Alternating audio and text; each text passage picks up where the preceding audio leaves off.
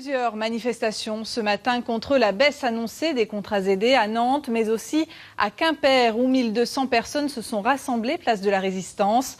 Dans l'assistance des représentants du monde associatif, médical et scolaire, les écoles immersives en breton du réseau Diwan sont particulièrement touchées par le gel de ce type d'emploi. Julien Lebotte et Bleuhen Le Borgne.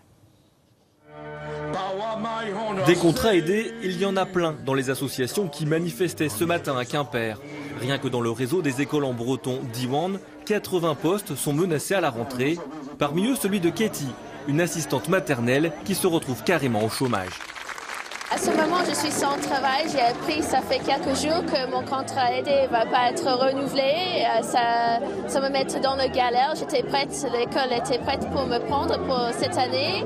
Et maintenant, c'est très compliqué. Alors, je me bats pour me défendre les contrats aidés. Il y a le cas des personnes une à une où voilà, ça maintient des gens dans la précarité ou alors ça va remettre des gens qui avaient retrouvé le chemin de l'emploi au chômage.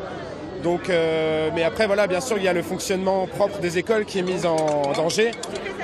C'est le cas de la future école Diwan de Plougastel. Ouverture toujours prévue lundi, mais pour l'heure, sans assistante maternelle, ni personne pour le ménage. On ouvre quand même et pendant une semaine, on a fait un emploi du temps avec les parents pour la garderie du matin, du soir et la cantine.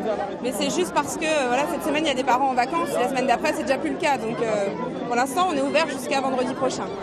Face à cette situation, les 1200 manifestants restent dubitatifs, pas vraiment convaincus de la volonté du gouvernement, malgré la réunion hier avec les élus locaux, de revenir sur le gel des contrats aidés. C'est juste dire aux collectivités locales qu'elles pourront réembaucher des salariés pour faire tourner le périscolaire, parce que les enfants sont lundi dans les classes. C'est uniquement mettre un peu d'huile dans les rouages sur un secteur très précis. Ça ne règle en rien le problème des contrats aidés dans le monde associatif, dans les EHPAD, dans les hôpitaux. En tout, 166 000 contrats aidés ne seraient pas reconduits en France cette année.